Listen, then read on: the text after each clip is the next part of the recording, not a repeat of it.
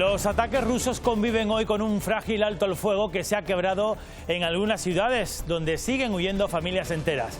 Y hay más de 2.100.000 refugiados. Esta mañana han saltado todas las alarmas en Chernóbil, en la central nuclear que está bajo control ruso y que se ha quedado sin suministro eléctrico. Ucrania ha pedido un alto el fuego específico para restablecer los sistemas de refrigeración de esos reactores.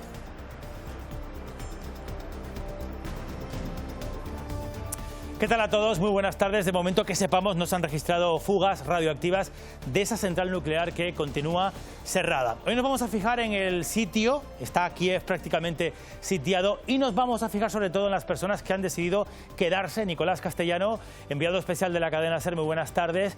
Bueno, nos fijamos en los que se han quedado voluntariamente o porque no tienen otra alternativa. Huir para ellos, muchos son dependientes, no es un plan. Sí, ¿qué tal? Buenas tardes, Paco. Estaban en marcha esos media docena de corredores humanitarios. Tenemos las imágenes icónicas de los niños, de las mujeres huyendo, por ejemplo, hoy debajo de la nieve, corriendo por esas calles.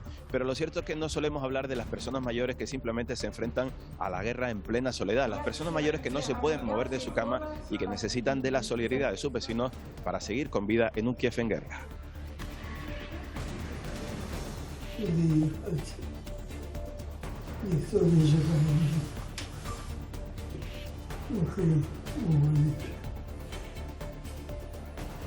Aquí tienen el momento en el que esta madre ucraniana y sus 3 hijos llegan a uno de los puntos fronterizos con Polonia. El reencuentro con compatriotas se produce tras largos días de camino. Imágenes como estas, Michel Quintana, se repiten, buenas tardes, cada momento ahí donde estás, en la frontera.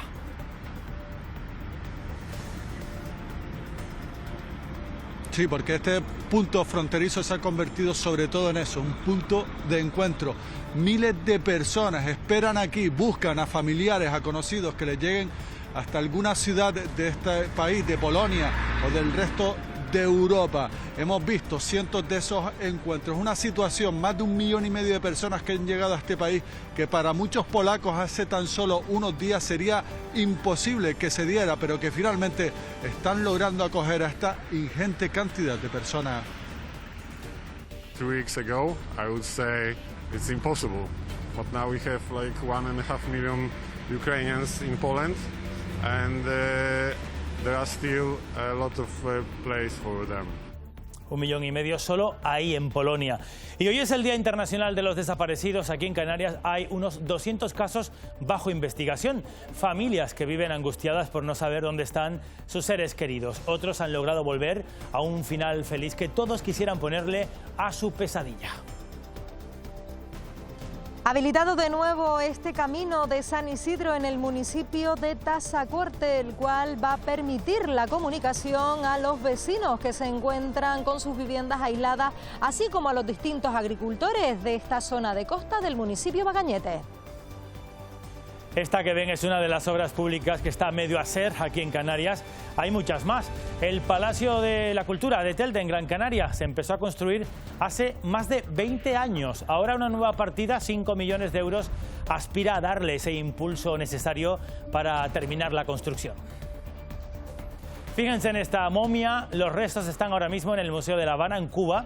Y se creía que era una momia peruana, pero una investigación del Instituto de Estudios Científicos en Momias ha averiguado que no, que se trata de una momia guanche, concretamente la momia es de una persona de Tenerife. Hoy nubes, pero mañana vuelve a brillar el sol aquí en Canarias. Edgar Cedrés, buenas tardes. Así es, Paco Luis, mañana la nubosidad más destacable la veremos a primeras horas por el norte y nordeste de las islas de mayor relieve.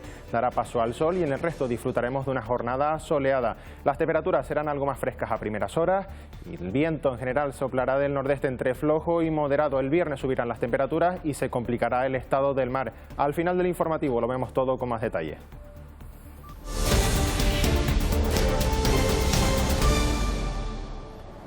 Imagen en directo con el cielo encapotado, la que recibimos en estos momentos de Kiev. Ahí tienen la capital de Ucrania. Hoy se han seguido, saliendo gente, civiles, sobre todo de Irpin, aunque en menos cantidad de lo que hemos visto durante esta semana. Por cierto que hoy, ahí en Kiev, se han oído más bombas que en el día de ayer.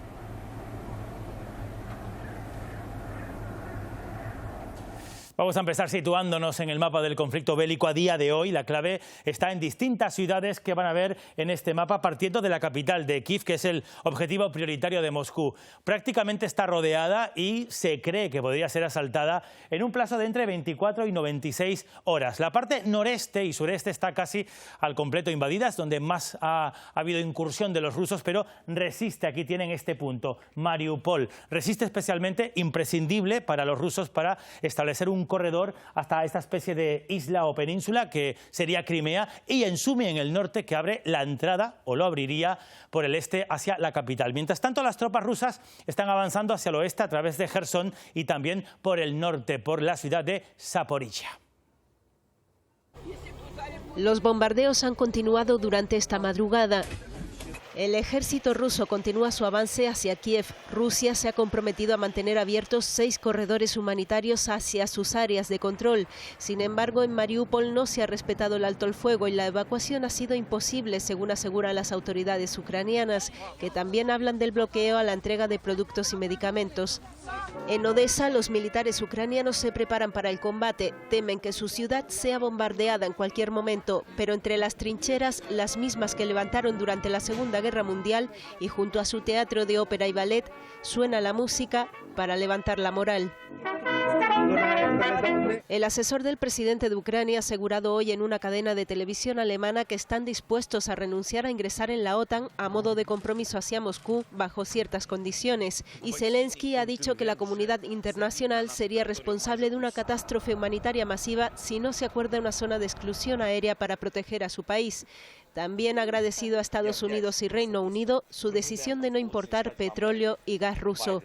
Hoy los 27 miembros de la Unión Europea han ampliado sus sanciones contra Rusia y Bielorrusia. Por su parte, el gobierno ruso ha limitado a $10.000 el máximo que un cliente podrá sacar en moneda extranjera de sus cuentas, y advierte a los países que colaboren con Ucrania que habrá consecuencias. Más de 2 millones de personas han huido de la guerra, pero hay quienes no huyen solas. Ellos, por ejemplo, intentan salvar a 7 osos de Kiev y llevan 24 horas viajando en camiones hacia un lugar seguro. Y estos leones ya han salido del país. Nicolás Castellano sigue un día más en Kiev, en la capital, donde resisten muchos ucranianos que se quedan, Nico, a defender la ciudad. Y hay otros, que son también muchos, no son pocos, que tienen que quedarse por obligación, por su dependencia o porque están impedidos. Sí, las imágenes más impactantes de esta guerra de momento, Paco, son de aquellos que están huyendo, de esos niños que huyen, de esas familias, pero pocas veces nos fijamos en los que se tienen que quedar sí o sí, porque no tienen posibilidad de abandonar sus hogares. Son las personas mayores, octogenarios, personas que han estado toda la vida. Algunos nos enseñaban orgullosos el libro rojo de la Unión Soviética, cuando todavía estaba este país bajo el control de la Unión Soviética, y decían, bueno, que si llegaban los rusos enseñarían esos documentos. Esas personas mayores necesitan de la ayuda absolutamente de los voluntarios, que le llevan la comida, que les dan los medicamentos, que les ayudan a lavarse. Son las personas que se enfrentan a la soledad extrema ante la guerra, ante una ciudad que se queda vacía en cuanto a supermercados, a farmacias, y donde esas personas no podrán abandonarlas por mucho que lluevan bombas. Nadie me espera, solo mi cama. No tengo un lugar de ir. Juliet, que es un barrio donde reina la supervivencia. La imagen la pone Yana Nikolaevna, 80 años, antigua, traductora de inglés, trabajó para Naciones Unidas y el paso del tiempo la ha dejado encamada, sin movilidad, con pulmonía, y la única ayuda de su vecina Katia para conseguir comida y medicamentos. Son 2 refugiadas más víctimas de la guerra que por distintas circunstancias se mantienen en Kiev sin posibilidad de huir. No son las únicas, también está Ana, profesora de historia, que obviamente llegó a conocer mejores momentos. Considero que es inadmisible lo que está sucediendo hoy en día. Antes, en los tiempos antiguos, simplemente los que combatían eran los guerreros, ¿no? ¿A dónde puedo ir?, se pregunta bajo los bombardeos, sintiéndose responsable de sus vecinos y reconociendo el esfuerzo de los demás. ¿A dónde puedo ir? Si quieres la paz, prepárate para la guerra, recuerda a modo de proverbio. Se ve con Vladimir, 28 años, que se ha ganado la vida últimamente como taxista y ha podido mandar a los suyos a Polonia. Primero no he estado en Kiev y pues realmente he pensado que va a acabar pronto. El joven trata como puede de seguir repartiendo ayudas, historias de una guerra que se ceba con los civiles, pero especialmente con los más desprotegidos, esos que solo se pueden refugiar en sus casas y que esperan que todo pase cuanto antes. Desde que comenzó esta guerra hemos visto imágenes con un misterioso símbolo, es esta seta en blanco que están viendo aquí. La hemos visto en tanques rusos, en camisetas de deportistas y hasta también en niños, en colegios, formándose en el patio con la forma de esta inicial. Hay quienes dicen que es un símbolo de lucha hacia la victoria rusa y hay quienes apuntan a que es una seta de desnazificar, ese argumento que ha utilizado Vladimir Putin para justificar su guerra. Aunque la seta no es una letra incluida en el alfabeto cirílico, Rusia la ha adoptado en esta guerra como vehículo para su propaganda. Significa por la victoria, se traduce fonéticamente del ruso Zapovedu, lo están destacando como símbolo dentro de la palabra desmilitarización, desnazificación. Lo que ha buscado es activar esa nostalgia, esa simpatía hacia la victoria en la Segunda Guerra Mundial. Su uso se ha propagado rápidamente entre las tropas y ha calado en la población civil rusa. Se está utilizando desde vídeos propagandísticos en los que aparecen rusos portando la bandera y uniformados. También se está vendiendo merchandising en la tienda de Russia Today. Desafiando el veto del deporte, el gimnasta ruso Ivan Kuliak se enfrenta a una posible sanción por lucir la seta en el podio de la Copa del Mundo de Gimnasia Artística. Y es que la estrategia funciona gracias al férreo control de los medios de comunicación del Kremlin y las nuevas penas de prisión por manifestaciones contra la guerra. Están no solo desinformados, sino bajo una intensa propaganda, teniendo en cuenta que Ucrania ha ganado las simpatías mayoritarias de Occidente y del mundo. Al final es una narrativa que han creado para intentar justificar de algún modo esa invasión, que se hable de una operación militar especial, llegando a creer que ni siquiera hay guerra.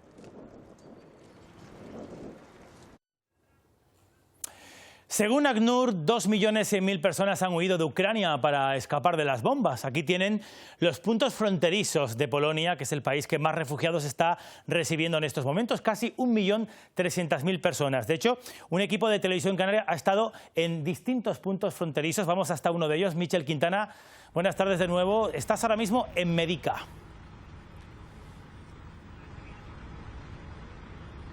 Sí, aquí detrás, apenas a unos 500 metros, cientos de personas están cruzando a pie esta frontera entre Ucrania y Polonia y lo hacen con unas condiciones climatológicas durísimas, pero al llegar hasta aquí, hasta Medica, nos hemos sorprendido con esta enorme caravana de vehículos. Son sobre todo furgonetas, hacen entre 1, 2 o 3 horas de espera para entrar en Ucrania. Estos furgones están cargados principalmente de medicinas y de alimentos. Son voluntarios, personas que quieren entrar hasta Ucrania para entregar esos donativos. Hemos hablado con algunos incluso que iban dispuestos a unirse al ejército ucraniano, a esa resistencia contra la invasión rusa. En algunos casos se acercan también vehículos de personas que no quieren entrar a Ucrania, pero sí tienen muchos de estos alimentos, muchas de estas medicinas, y lo que hacen es buscar algunos de estos furgones que tengan espacio para poder cargar y transportar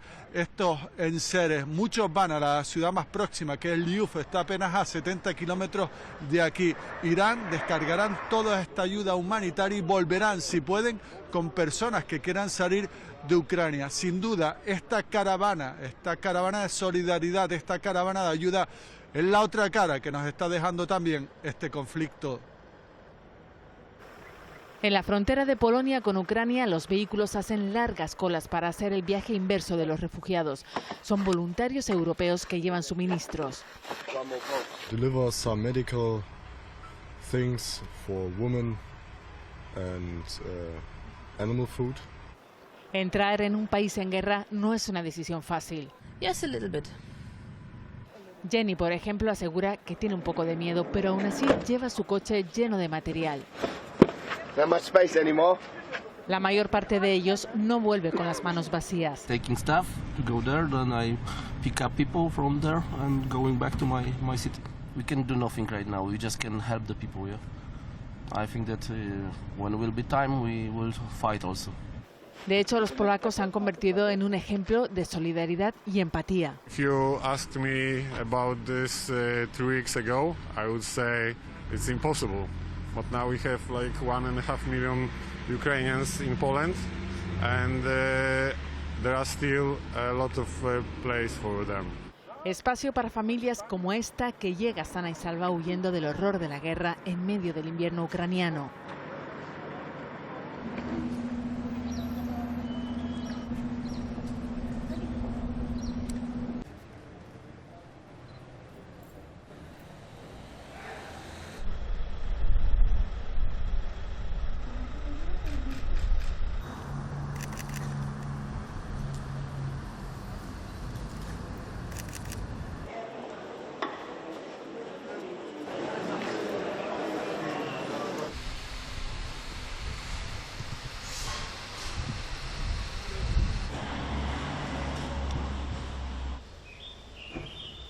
Bueno, así como acaban de ver, han respondido muchos municipios de Canarias. También ha ocurrido en el resto de España esa petición, llamamiento de la Federación Española de Municipios para guardar esos 5 minutos de silencio por el pueblo de Ucrania.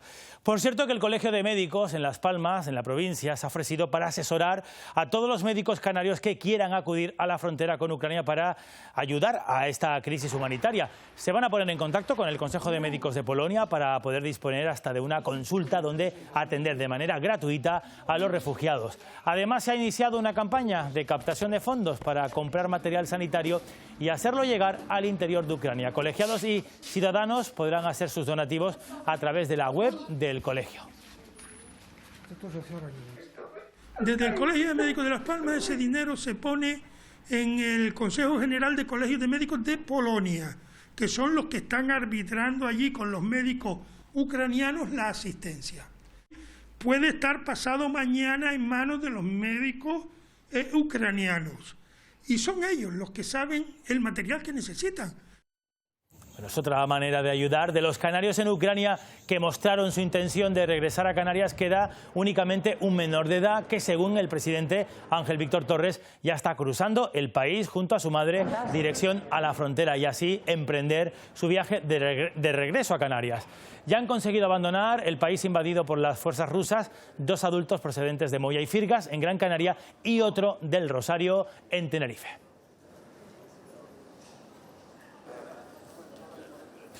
Coca-Cola se ha unido este martes a la lista de empresas que suspenden sus negocios en Rusia, pero ese veto no solamente afecta a las grandes compañías. En España hay pues unas 15.000 empresas que tienen relaciones comerciales tanto con Rusia como con Ucrania.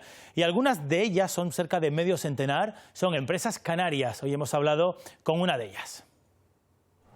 Hasta el 24 de febrero el comercio entre Canarias, Rusia y Ucrania llevaba años en auge.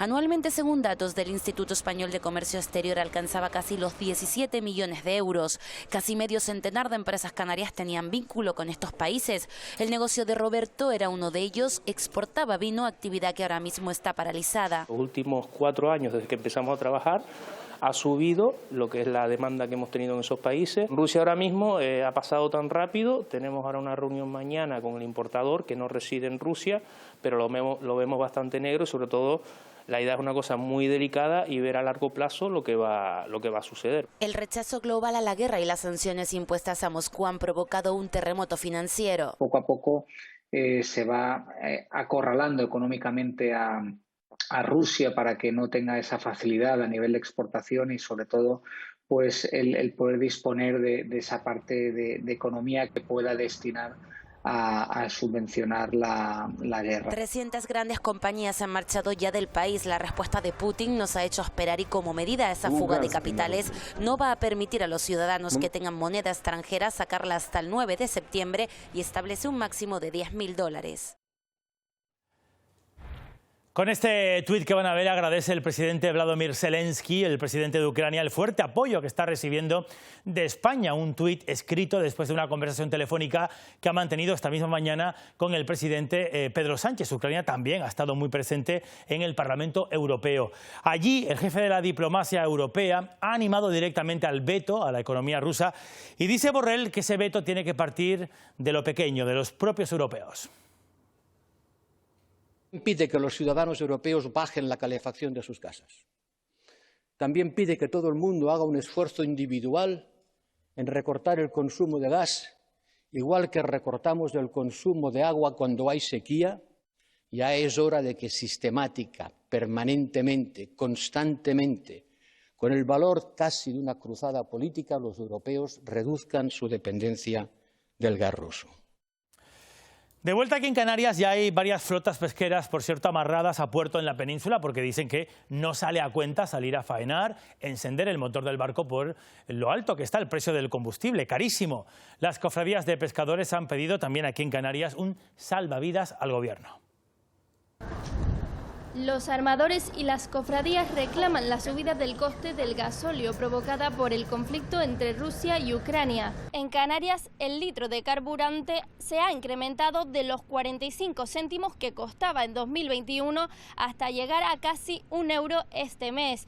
El encarecimiento del gasóleo representa más del 40% de los costes de explotación en el sector pesquero y los profesionales aseguran que muchas empresas no podrán hacer frente al sobrecoste. Tienen que pegarse 24 horas a veces al día en la mar y a veces una semana. Y el barco no para buscando el atún, buscando esto, lo otro, y el consumo del gasoil es muy grande. Vamos a ver si por parte del ministro pone un poco de hincapié en esta situación, ya que nos va a afectar muchísimo a la flota costera artesanal de Canarias. Esta crisis afecta a 2.000 tripulantes de 700 embarcaciones y más de 8.000 empleos indirectos en tierra. Las organizaciones pesqueras han solicitado al gobierno soluciones urgentes para evitar el cese de su actividad. Bueno, ya ven, alimentos, combustible, electricidad. La invasión rusa en Ucrania está disparando el precio de muchos artículos. Los consumidores esperan que las autoridades tomen medidas que eviten la especulación. La inflación, que este año ya partía del 6,5%, se sitúa ahora en un 7,5%. La subida de la cesta de la compra ya es un hecho. Yo creo que casi más del 45% están subiendo. La paga no les llega si esto sigue así. En la fruta, en la carne, en el pescado, en todo se ha notado. Desde las asociaciones de consumidores se alerta de que se podría estar aprovechando la coyuntura bélica para especular con los precios. Existían reservas, por lo menos en el puerto de Tarragona, de trigo y de girasol, pues para 45 días, que ahora nos esté repercutiendo. Tampoco se explican cómo en el confinamiento el combustible apenas bajó y ahora su precio se dispara. Y otra de las cosas de las que se quejan los consumidores es de la alteración del precio del combustible. Al menos hasta 3 subidas ha habido en tan solo una semana. Por lo que de momento no hay que temer es por un posible desabastecimiento. En Tenerife no hay un problema de desabastecimiento de ningún tipo de producto básico de alimentación. Por lo tanto, un mensaje de tranquilidad. Las autoridades aseguran que a día de hoy los suministros están garantizados. ¿Canarias es capaz de autoabastecerse? No, con lo que nosotros producimos ahora mismo no somos autosuficientes. Tenemos que ser más competitivos porque además tenemos que tener en cuenta que muchas producciones que vienen de fuera compiten deslealmente con las producciones locales. En Canarias estamos muy lejos de autoabastecernos, primero, porque no lo tenemos en la cultura. Nosotros siempre tenemos una cultura, no sé por qué, de que todo se trae fácilmente de fuera y además que lo de fuera parece que siempre es mejor que lo de aquí. Y al contrario, o sea, nosotros tenemos muy buenos productos precisamente por el clima, la orografía y todo. También estamos muy lejos de podernos autoabastecer por las condiciones del terreno. O sea, no tenemos grandes llanuras que podamos explotar, pero tenemos que pensar, y sobre todo ahora mismo y con lo de la guerra de Ucrania, que el día que aquí haya un problema y o bien se cierra el muelle y el aeropuerto o por lo que sea no lleguen los productos, yo no sé lo que vamos a comer. Ya hoy justo que me repusieron, quien vino de fábrica me dijo, la semana pasada vino un barco de Rumanía de Millo, como cada mes y medio que viene uno, pero ahora mismo, a día de hoy, no sabemos el próximo de dónde viene ni cuánto cuesta. Una carestía de precios y un autoabastecimiento del que hoy han hablado con el gobierno canario los distintos consejeros de Agricultura de todos los cabildos. Nos preocupa porque Ucrania es una gran productora de cereales. Es verdad que Canarias no importa tantos cereales de Ucrania, prácticamente nada. Los cereales que vienen a Canarias vienen de otros lugares del mundo, pero es verdad que nos preocupa que haya una menor oferta de cereales a nivel global y que eso tenga dos problemas: un posible desabastecimiento y un encarecimiento de los precios. De precios seguimos hablando porque la guerra ha dado esa puntilla a una situación económica que ya tenía un IPC por las nubes, IPC, pero también inflación galopantes, que nos lleva a una situación menos conocida por todos, es la estanflación. Habrán oído hablar mucho de esta palabra y les vamos a explicar cómo nos puede afectar. En pocas semanas se ha pasado de prever un crecimiento económico de hasta un 4% a barajar el estancamiento. La estanflación es el juego de dos palabras, estancamiento más inflación. Este término sobrevuela la cabeza de los economistas y los gobiernos, al que se le une la inflación, no hay que olvidarla. A los consumidores se les recomienda reducir gastos, sobre todo los energéticos. De esos consumos que se han disparado, pues tendremos que ver qué parte podemos reducir. A lo mejor hay viajes evitables al trabajo todos los días. El 75% de los vehículos van con una persona sola. Pues a lo mejor no tenemos que plantear empezar a compartir. Antes ibas a hacer la compra el sábado a un centro comercial, pues hoy día todos los centros comerciales tienen la compra online. Sin embargo, si es necesario realizar una inversión extra, mejor hacerla cuanto antes. Si tenemos una inflación prevista del 10%, significa que el dinero se me está depreciando el 10%. Pues yo, para que el dinero se me esté en la cuenta corriente depreciando, igual prefiero comprarme un coche. Si pospones la compra, te va a salir más caro.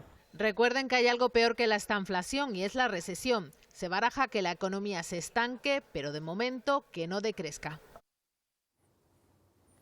Esa es la previsión económica y la oposición. También algunos de los partidos que apoyan en el Congreso de los Diputados al Gobierno de España han reclamado hoy medidas urgentes para paliar estas consecuencias de la invasión rusa. Piden proteger a los más vulnerables, pero también Silvia Mascareño, Madrid. Muy buenas tardes, Silvia. Atajar el alza de precios del que hablamos, de la energía y de los combustibles. Sí, porque esa alza de precios de la energía, de los combustibles y también de la cesta de la compra afecta sobre todo a los más vulnerables. Por eso unos y otros, tanto la oposición como algunos de los socios habituales del Gobierno, piden medidas urgentes, medidas inmediatas. Por ejemplo, el Partido Popular pide rebajas de impuestos, mientras Bildu pide ampliar el escudo social.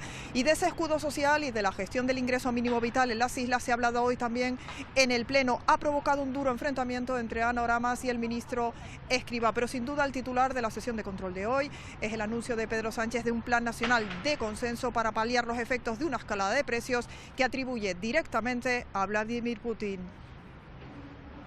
Sánchez señala a Putin y propone un plan nacional para frenar la escalada de precios. El nuevo escenario macroeconómico por la invasión de Ucrania no le excusa de los errores del pasado. Lo que le exige son medidas extraordinarias que usted no toma. La inflación, los precios de la energía son única responsabilidad de Putin y de su guerra ilegal en Ucrania. Sí, señorías, es verdad, es la verdad. Deben tomarse medidas ya, sin dejar pasar un día más. Plantear un plan nacional de respuesta a los efectos económicos de esta guerra, en donde, insisto, va a ser un plan abierto, a la espera de las propuestas de los grupos parlamentarios, y un plan dinámico. Ya veo que lo que no es COVID es Ucrania, y con eso van a durar ustedes toda la legislatura. O COVID o Ucrania. No utilicen la guerra de Putin contra este gobierno, porque no es contra este gobierno, es contra nuestro país. Coalición Canaria reclama además la mejora de la gestión del ingreso mínimo vital en las islas. Vaya a ver las oficinas de Canarias. Indigno. Gente con bastones, embarazada, desde las 5 de la mañana, al solajero. Una cosa es la demagogia y otra cosa son los hechos. Cuando ustedes han estado allí, no han hecho nada por apoyar a los canarios, a las personas vulnerables canarias. El ministro defiende que 20.000 hogares y 50.000 canarios se benefician actualmente de este ingreso. No quería enfadar. Por cierto, que la Guardia Civil ha desarticulado una organización criminal dedicada a facilitar el traslado hacia la península de migrantes que llegaban aquí desde Canarias. Hay 4 detenidos. Precisamente de este asunto hoy se ha hablado en esta Cámara, en el Senado. Se ha hablado de migración para evidenciar las diferencias entre gobierno y oposición a la hora de abordar la llegada y el reparto, sobre todo, de estas personas. En materia migratoria hace falta política eficaz.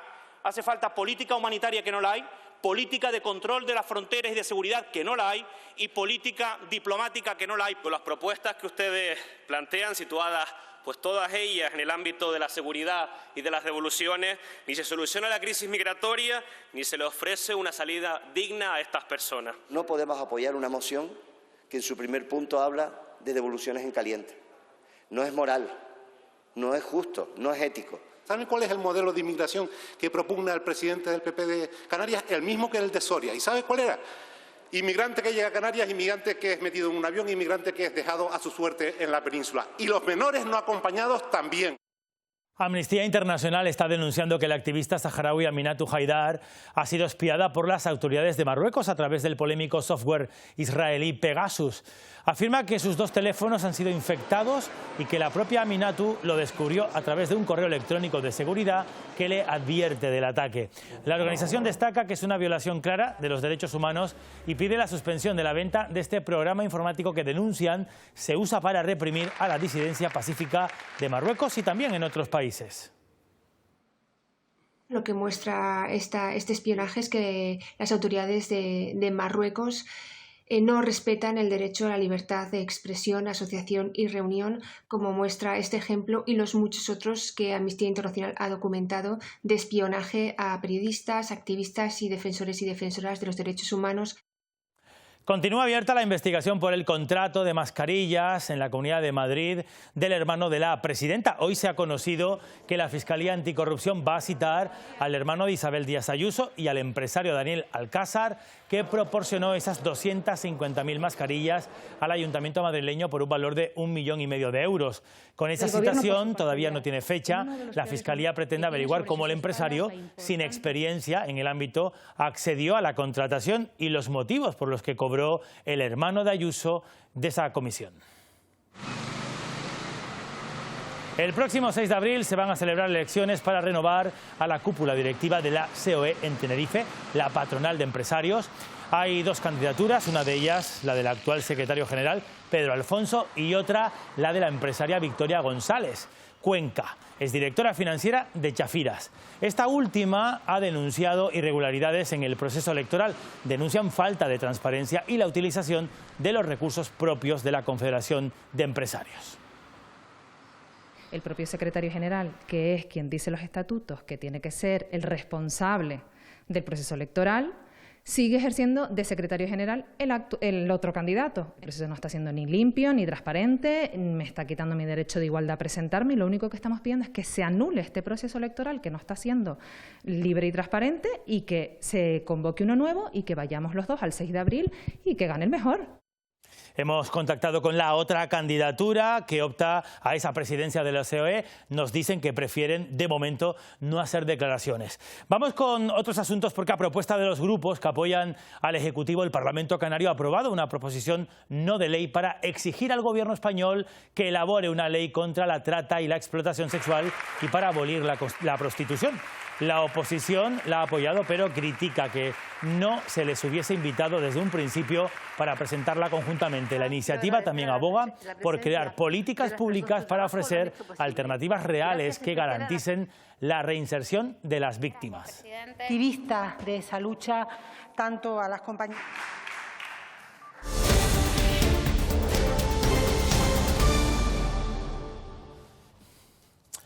La Palma avanza hacia su recuperación tras la erupción del volcán de Cumbre Vieja, abriendo hoy el camino de San Isidro de la Villa y puerto de Tazacorte. May Navarro estuvo allí.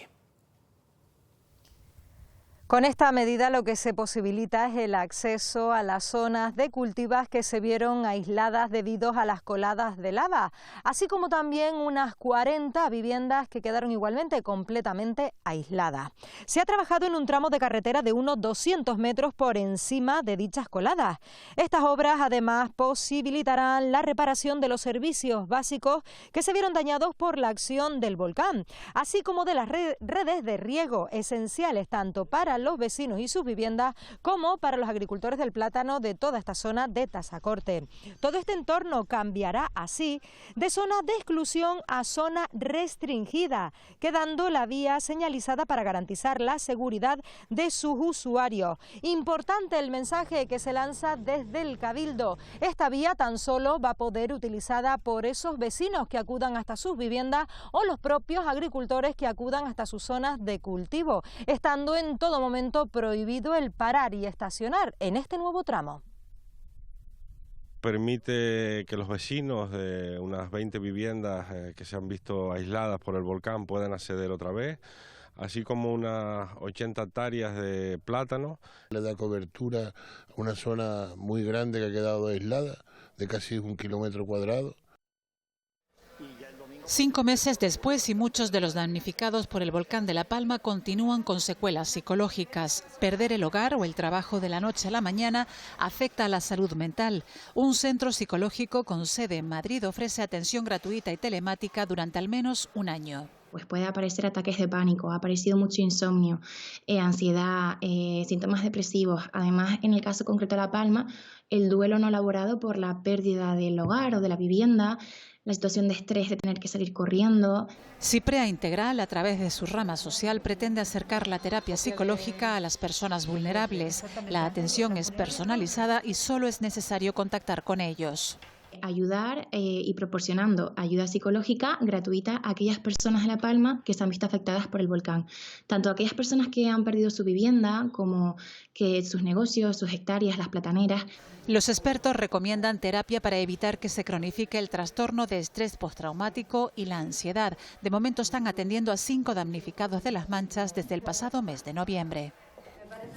40 empresas trabajan al unísono en La Palma en esa labor de retirar la ceniza que durante 3 meses expulsó el volcán. El material se está llevando a Fuencaliente para regenerar el entorno de otro volcán, el de San Antonio. En 2009, una riada derivada de un anterior incendio forestal provocó graves daños en varios barrios de Fuencaliente. La toma de material para recuperar la zona dejó una cicatriz en la base del volcán de San Antonio. Ahora se regenera con la ceniza del último proceso eruptivo. Recuperar de alguna manera todo lo que es el entorno del volcán de San Antonio para que, digamos, todo resurja como un nuevo espacio que digamos que se minimice en lo máximo de lo posible el impacto visual que tenía anteriormente a la acopio de la ceniza. Los usos de la ceniza no solo servirán para la regeneración de algunos espacios naturales de la isla, sino también para la construcción de carreteras sobre las coladas. Firme de las bases de las carreteras, que provisionalmente tenemos que, durante un tiempo, por el calor convectivo que tenemos en las coladas, van a formar parte, como digo, de esa infraestructura y después complementarias con las obras de reconstrucción. Van a formar parte también de los hormigones que vamos a elaborar para poder reconstruir. 3.000 metros cúbicos al día se retiran de la zona sur de las coladas. Fue 1,5 millones lo que emergió de las profundidades de la tierra. Incendio esta mañana en un inmueble con 3 viviendas que está en vecindario en el sureste de Gran Canaria. No hay heridos, pero sí que hay daños materiales. Las llamas comenzaron en la cocina del ático y todo el inmueble se llenó de humo. Los vecinos tuvieron que ser desalojados y la calle se cerró al tráfico hasta que se logró sofocar el fuego por parte de los bomberos del Consorcio de Emergencias. En ocasiones, sacar adelante una obra pública de envergadura no es tarea fácil. Distintos factores pueden ralentizar su ejecución. Es lo que ha pasado en Telde, en Gran Canaria, con su Palacio de la Cultura. Un gran equipamiento con un aforo de 1.700 plazas, superior incluso al Auditorio Alfredo Kraus en la capital Gran Canaria y que lleva, atención, 22 años en construcción.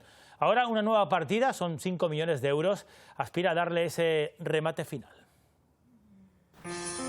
Iba a ser la joya de la corona de las artes escénicas en la isla. Corona tiene, también esqueleto, le falta el resto. El Palacio de la Cultura de Telde es uno de los mayores ejemplos de proyectos inacabados en Gran Canaria. Forma parte de un complejo también gafado. Los multicines, acabados en tiempo y forma, funcionaron solo 7 años, llevan ya 11 cerrados. El ayuntamiento está pagando más de 5 millones por recuperarlos. Estamos pagando lo que los juzgados nos han, diríamos, marcado a través de un plan de pago. Delante, el aparcamiento subterráneo, 1 millar de plazas también fuera de uso a medio hacer y con precintos en su historial. Tenemos financiación y estamos culminando la redacción del proyecto para acabarlo. Pero el protagonista de este sueño frustrado es este. Poner la primera piedra y abrir su puerta en apenas 4 años. Esa era la pretensión inicial del Ayuntamiento de Telde cuando inició las obras del Palacio de la Cultura. Lo que nadie se imaginaba es que a lo largo de los siguientes años iban a suceder las crisis económicas y los cambios de gobierno. 22 años después, esta sigue siendo la zona cero de Telde.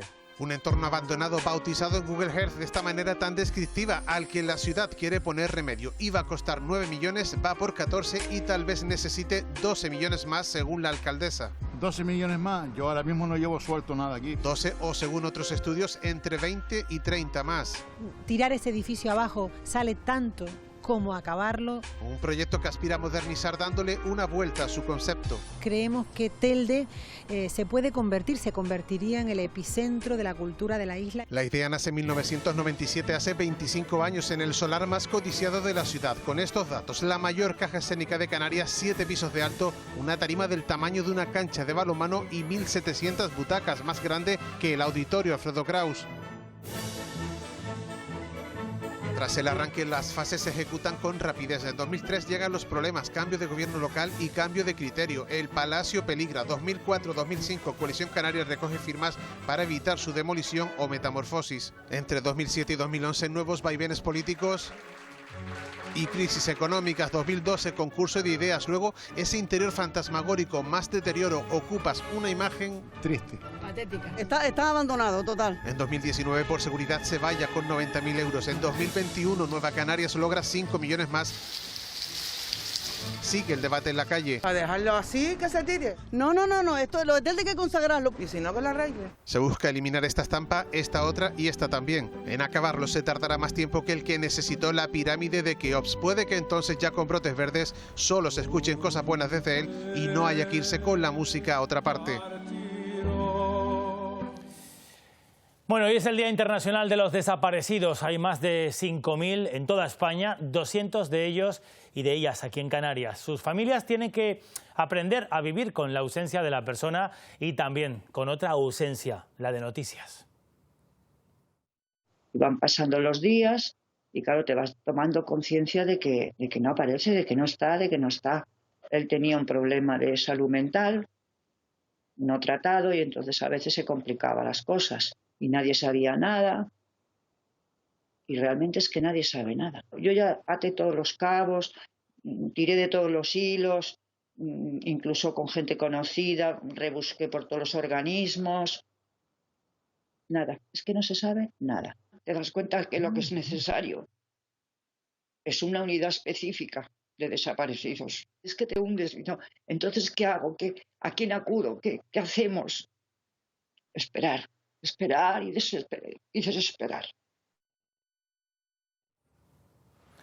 Los canarios vamos mucho a los juzgados. De hecho, Canarias encabeza la lista por comunidades por tercer año consecutivo como de las con más litigios en los tribunales. Los órganos judiciales canarios registraron en 2021 370.000 asuntos. Esto es casi un aumento del 10% respecto al ejercicio anterior.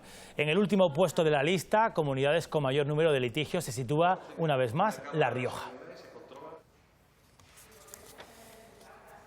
Cada 8 horas una persona con derecho a una ayuda a la dependencia muere sin recibir esa ayuda. En Canarias quintuplicamos a la media en esa espera para resolver expedientes y hoy hemos conocido el caso de una mujer, 87 años, que sufre demencia y lleva 4 años esperando por esa ayuda. Su hija ha abandonado incluso todos sus proyectos para poder cuidarla.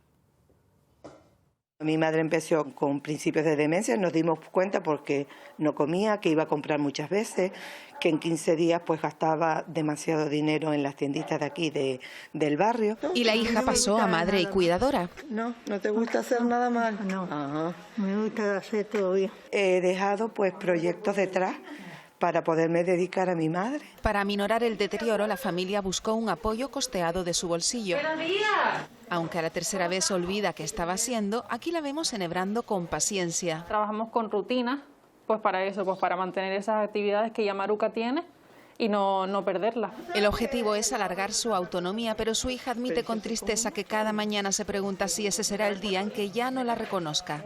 Yo esa pregunta me la hago diariamente. Lo bueno de ella ya se fue. Mientras tanto, a Maruca no le falla el sentido del humor. ¡Que eres pícara! ¡Que soy pícara! Porque acumula casi un siglo de sabiduría. Poquito a poco, por si acaso, trompiece, ¿eh?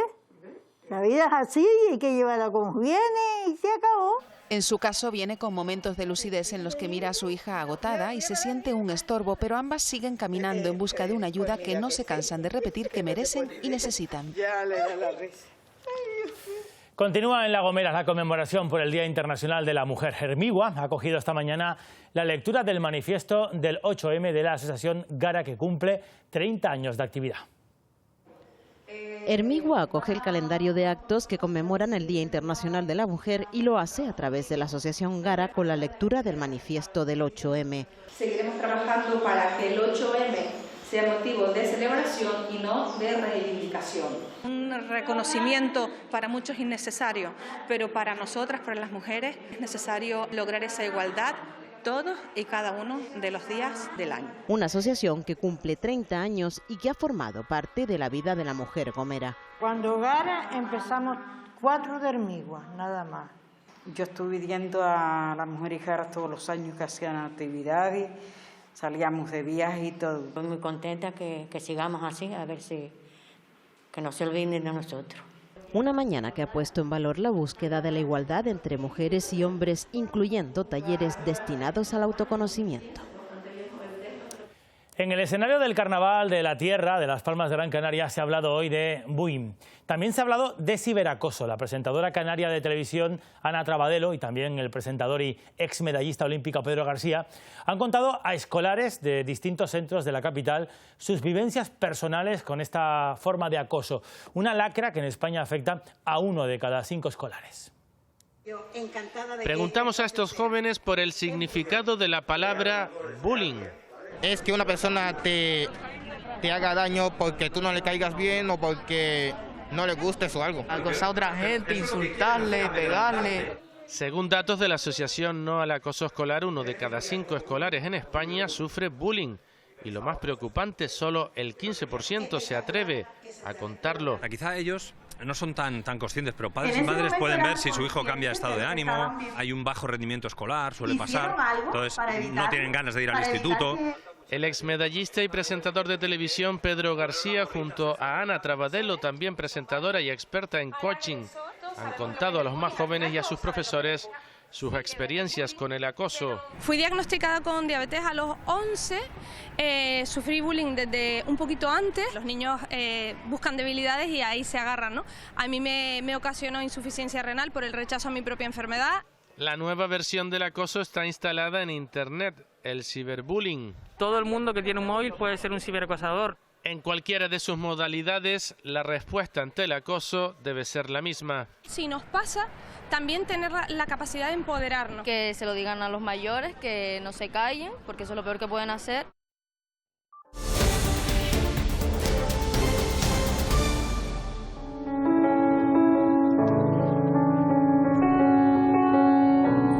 Están viendo un avance de Somos, es el espectáculo de danza que llega a Gran Canaria el próximo viernes. Carla Cervantes y Sandra Ejido se suben al escenario de la Sala Insular de Teatro para enseñar esta pieza que generará conciencia y muchas emociones. El montaje busca una conexión con lo que somos y nos rodea a través de la escucha interna de nuestro cuerpo.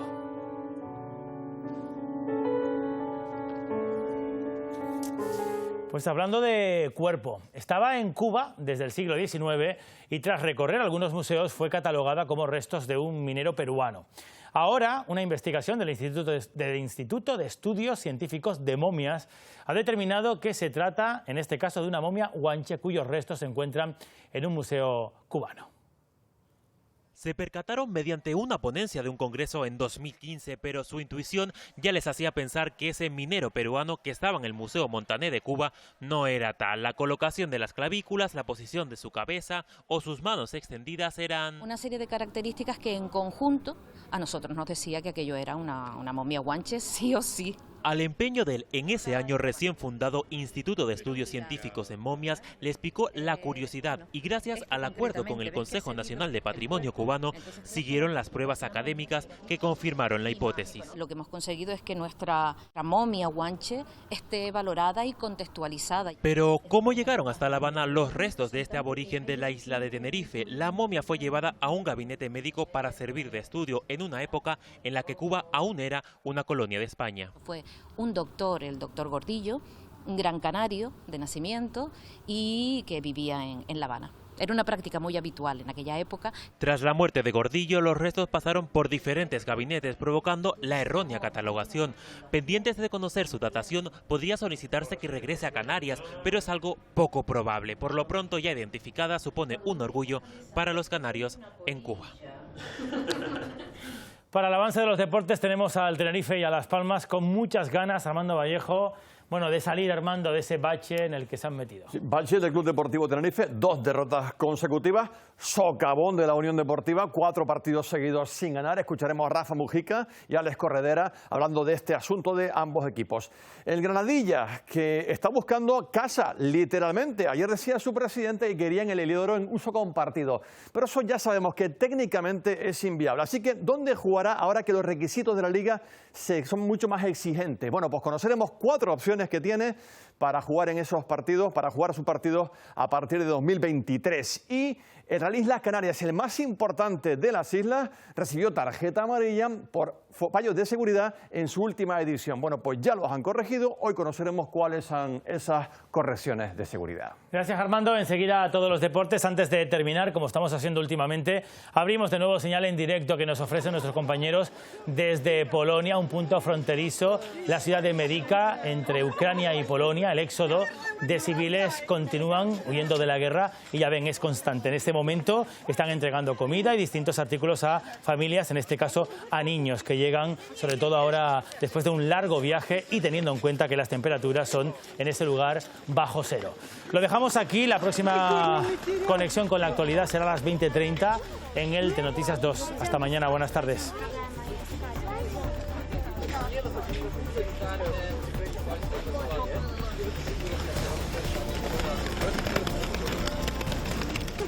Надюша, дивися.